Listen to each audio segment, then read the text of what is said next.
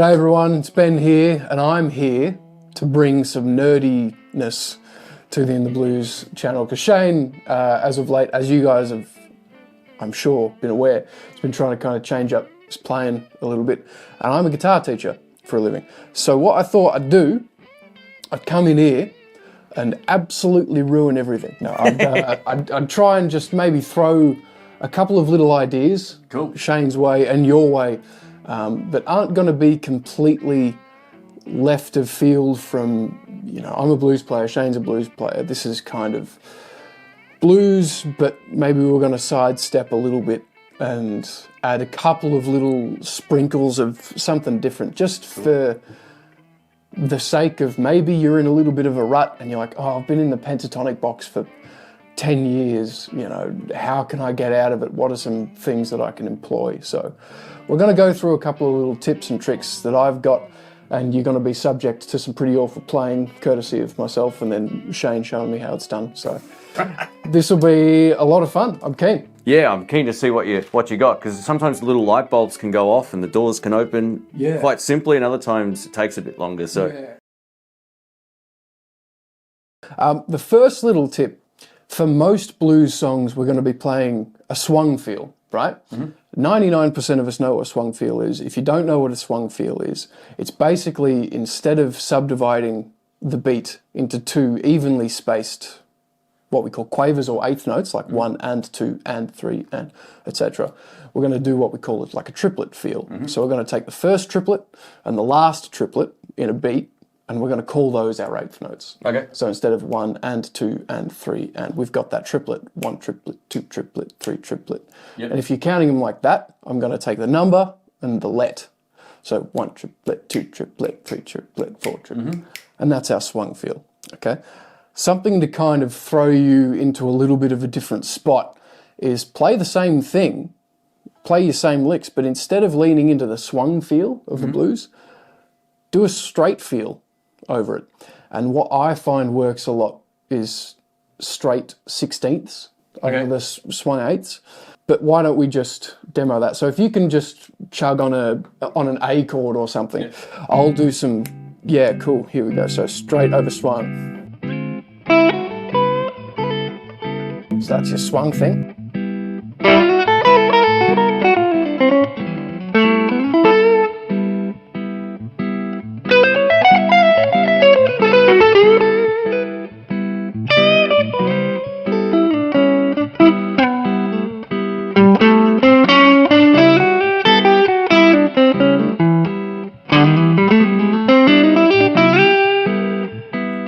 So little things like that that rhythmically move you away from where you're supposed to be. And now, are you counting that out, like not counting it out in your head, but you just hear that rhythm quality over it? Yeah, I'm just going 1 E and a 2 E and a 3 E and a 4 E and a that kind of thing. Yeah. So that's a little thing that you can try, and you don't necessarily have to do anything different. The next thing is something that I was doing in conjunction with that just then, which is kind of getting into and leaning into chromaticism, right? And if we don't know what chromaticism is, it's a big fancy word for saying play notes that aren't in the scale. The chromatic scale is all 12 notes in, like, you know, Western 12-tone equal temperament, which is what we have, and what we tune our instruments to. We've got 12 notes. If we play all of them, then that's the chromatic scale, right? So what we can do is employ chromaticism, so taking some notes that aren't in the scale that might lead us to a note that's like a chord tone or something. If you listen to a lot of bebop cats, you know, guys like Charlie Parker, they actually they kind of penned these bebop scales, if you will, because bebop was a style of jazz that was just super up-tempo, super fast, really, really hectic. And what they'd be doing is playing a lot of eighth note lines. But if you have a major scale or a minor scale, you've got 7 notes.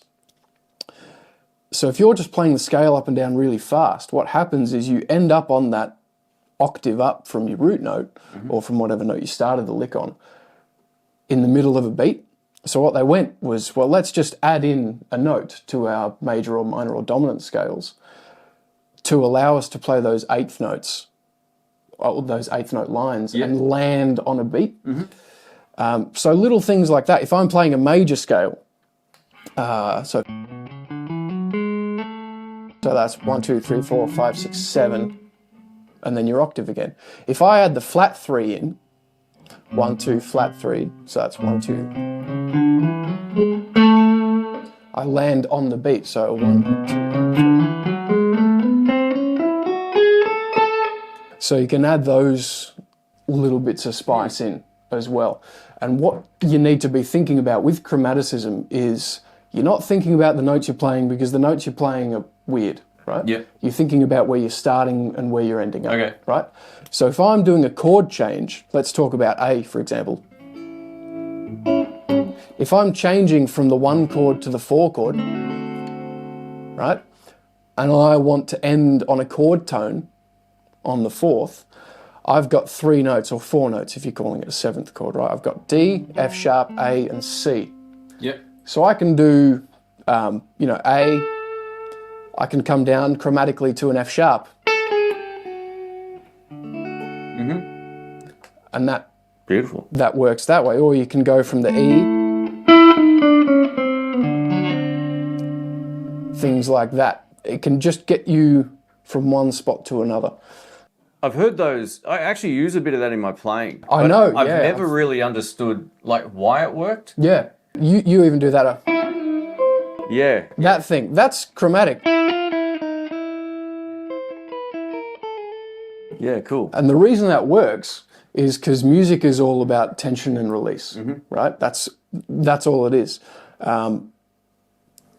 If you know how you're going to make the tension and then release the tension, you can kind of do what you want, which is why so much jazz stuff that sounds really kind of crunchy and weird works in a beautiful way, because it's like we're starting here and then we're getting progressively more cooked, but we're ending up in a spot that works. Yeah. You know, you're thinking about music horizontal. Like if we were to write music, we're thinking about it horizontally as opposed to vertically. Like, oh, that chord works, and then that chord works as well. It's like that chord works.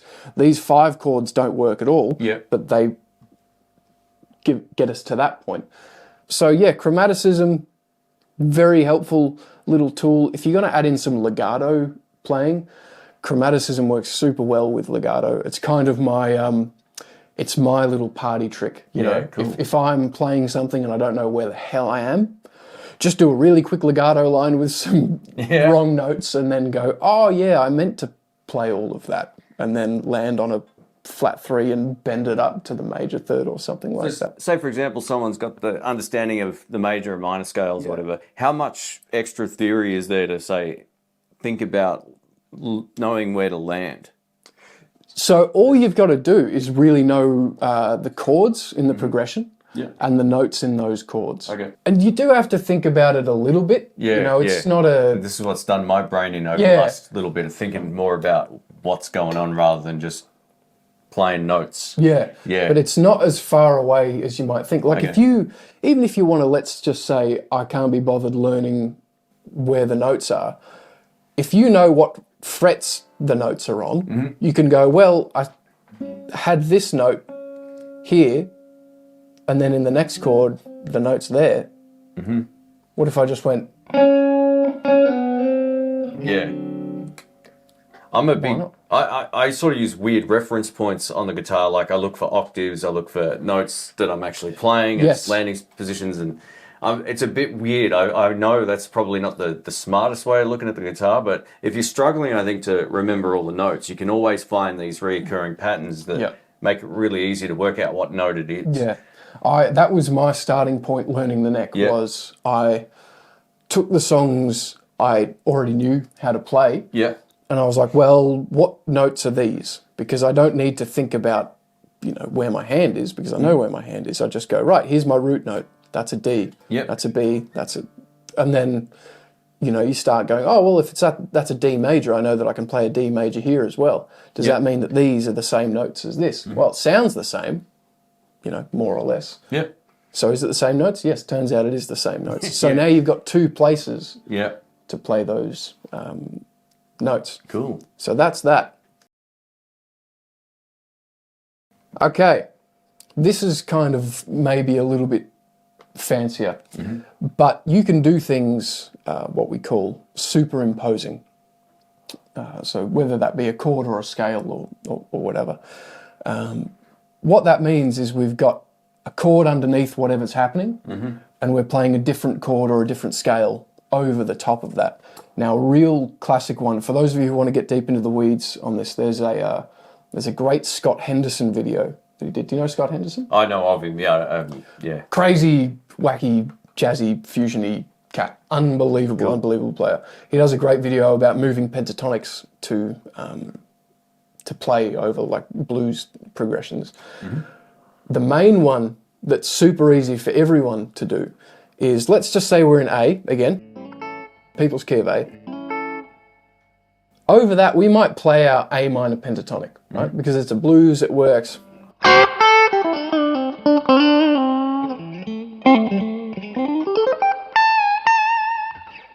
That works, that's fine. We can actually, if we want to get a little bit spicy, play our minor pentatonic scale 2 frets above. This is what I'm working on at the moment. Yeah. It's a bit of this for the 5 chord. Yeah, it takes some time to get your ear around it, and it's not like it's not something you can just go, oh, instead of the A, I'm going to play the B minor pentatonic. You need to kind of go back and forth. Like when I think of Clapton, I think about his mastery of going between major and minor pentatonics and that kind of thing. Like he goes in between the tonalities, and it's like, oh, where was the point that he moved? It's like there was no point because he was just in both at the same time. So you need to have both going in your mind at the same time, and then maybe dip your toe into the B minor pentatonic one. So maybe what I might do, maybe just hold a static A chord, and I'll show you what it sounds like over the top. Yeah.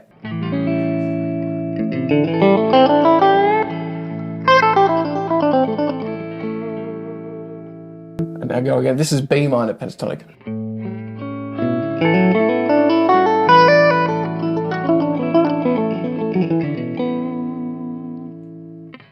Kind of weird. Kind of takes you left of center, but it's the same shape that we all know and love.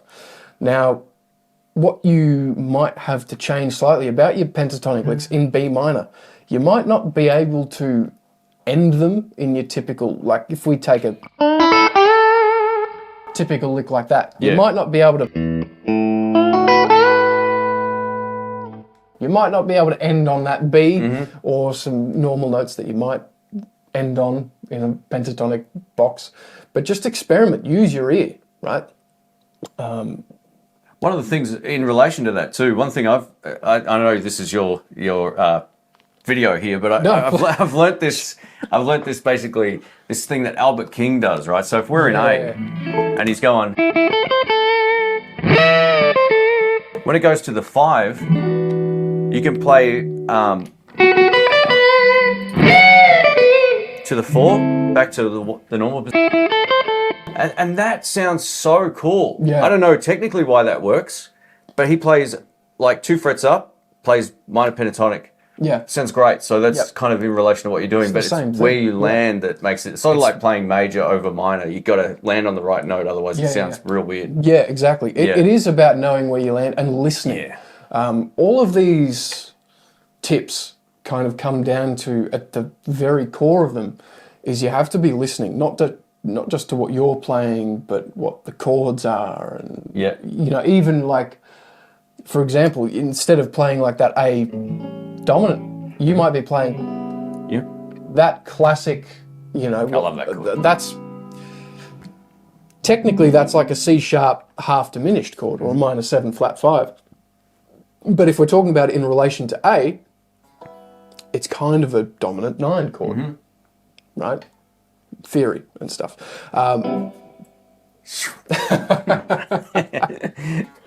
Yeah, cool. But that's a cool little thing you can do. We're going to get into spicy territory here. So for those of us who are spice averse, please, I beg of you, stay and partake in a delicious curry with us. The whole tone scale.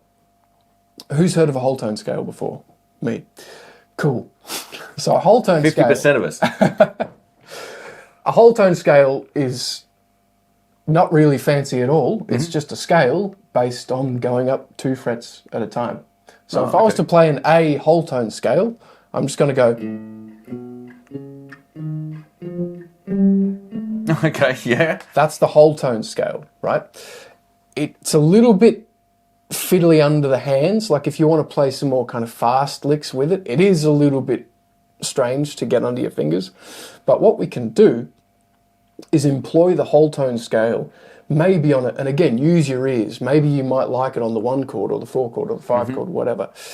A very common thing is to make the 5 chord what we call an augmented chord, which is like a major triad or a dominant triad, really. Or dominant chord, not triad. A dominant chord, but where the 5th degree is raised 1 fret. Okay. Yeah. The example I use for this is, it's a Bonamassa tune.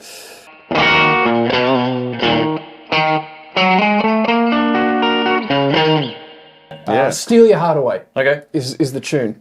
That 5 chord there is an augmented chord, and it works because it resolves back to that 1 minor chord really nicely, because the raised 5th degree is actually the minor 3rd in the key. Okay. Right? So that's why it works. But you can do it in a major blues or a dominant blues context on that 5 chord, because as we all do with blues, we take that flat 3 and we do the... We do that little microtonal bend. So if I'm playing 1 chord, your 4 chord, your 5 chord, and I make that a dominant chord, sorry, not dominant, augmented, that's the one, Ben, well done. Oh, yeah. I can bring that up and do the bluesy thing. Yeah, so cool. So the whole tone scale is just really brain dead simple, and funnily enough, it only kind of occurs twice on the fretboard because it's a kind of a symmetrical scale that just repeats. So if I have A whole tone, right? If I play B flat whole tone, that's going to be all of the notes that I didn't play in A whole tone. If I play B whole tone, that's just the same notes in A. Yeah, okay. Yeah? So you can kind of move it around. It's like your diminished How does scale. that sound in context? So what would I have to do rhythmically for that to sound like... So if you play... let's play an A chord. Yeah. And I'll just kind of tell you when to change chords. Okay. So I'll play something like normal and bluesy on an A chord.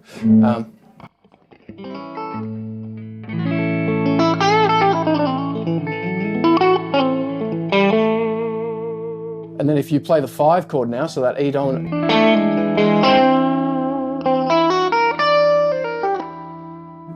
And then back to the 1. So let me ask you this, did you just move that to the 5 chord? Yeah, so I went E whole tone. Yep. And then back to A major. Okay. Over the top of that. Oh, cool. And it kind of does sound a little bit far out, but then you... But this is where you go back to that last tip about chromaticism. Yeah. And you can chuck a little bit of that in there and go... and then all of a sudden you're back, right? It's not something I would... as a kind of blues cat, that's my home base. I wouldn't necessarily say, right, over every dominant chord, that's what you're doing. You're playing your whole tone scale, because it does sound a little bit far out. But again, we're talking about little bits of seasoning to put into your playing to give you something new to do, right? Give yourself something to chew on that isn't just the pentatonic box. Horizontally playing through your pentatonic scales. When I first learnt the pentatonic scale, I would have been maybe in, year 8 or 9 at high school. And I learnt the first shape And I was like, oh, I can improvise now. I can solo. I'm the coolest guitar player on the planet. And then I learned there were 5 more shapes. And I was like, what? Get out of town. No way. And that covers the whole fingerboard, yeah? What's really common, especially with, you know, like I remember myself when I first started improvising, whenever the chord would change, I would change the pentatonic box and I'd be going...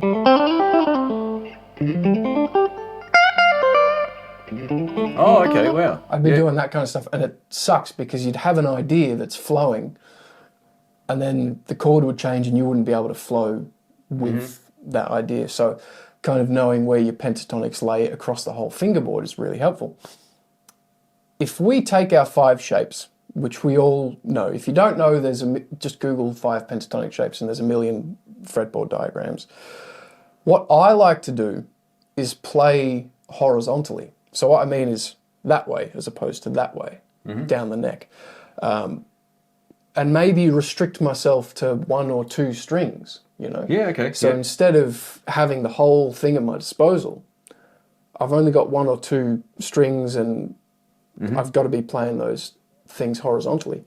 This was a tip I kind of learned from one of my teachers at uni, a guy called Glenn Cannon, who, if you're in the Aussie music scene and the guitar scene and the jazz scene, we know Glenn Cannon might damn well be one of the best guitar players in the world, frankly. He's cool. Just stupidly good. Yeah. And we were talking about these Latin jazz tunes that he was teaching me. And he's like, yeah, so we're going to learn how to arpeggiate these things. And for anyone who's ever dared tackle Latin jazz, it's absurd because there's no, like, the beat 1 doesn't exist and all of the chords are like altered extensions and stuff. And he's like, yeah, we're just going to arpeggiate this and whatever. And they're all at like 200 BPM or something stupid. So what he would do is he's like, okay, I've got all 6 strings, and he played through the chart and he arpeggiated all these solos using all 6 strings.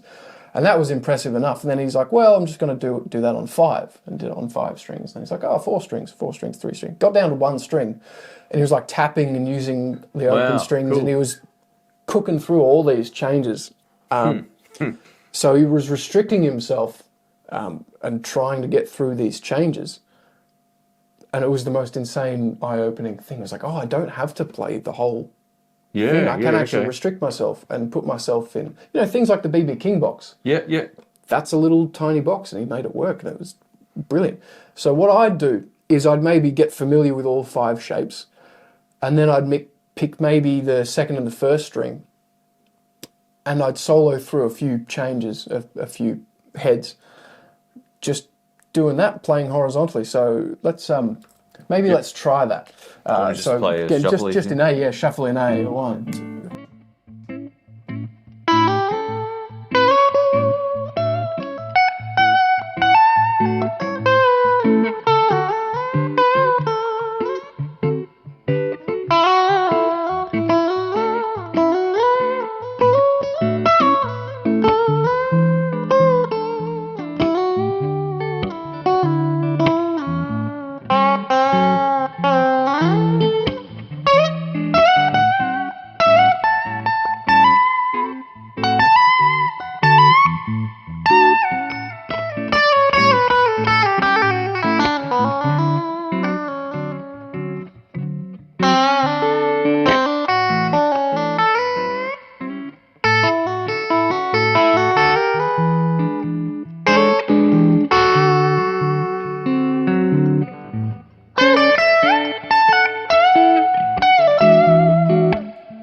So that's a couple of changes of just the top 2 strings. Yep. And what you tend to do is you kind of heard some maybe slightly slide-esque licks from that. Listening to guys like Derek Trucks. He's Joey Landreth, Ariel Posen, all those guys playing those slide licks. It's like, oh, man, I still go back to that one. You've probably seen it a million times. The one video of is it BB Derek Trucks and the BB. And John Mayer sat next to him like trying to still be cool, but he can't be because it's the greatest guitar solo of all time. Anyway.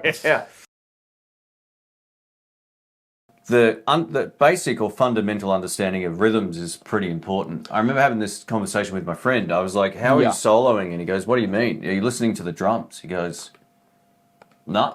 Like he just was a bit oblivious to the rhythmic quality of stuff, which gives you different ideas. Because like I can't play fast, but when there's a few licks I can get out that sort of end up dividing the time of the beat. Yep. Like little things like that are really handy. And I think a lot of guitarists love drums inherently as well. Like, and that's a great starting point to think about like different, things you can play within the timing of what's going on, but also halving it or playing sixteenths like you're saying before. I can't really do 100% listening, and again, listening to your drummer, unless they're crap, in which case get a new drummer, and then listen to your better drummer.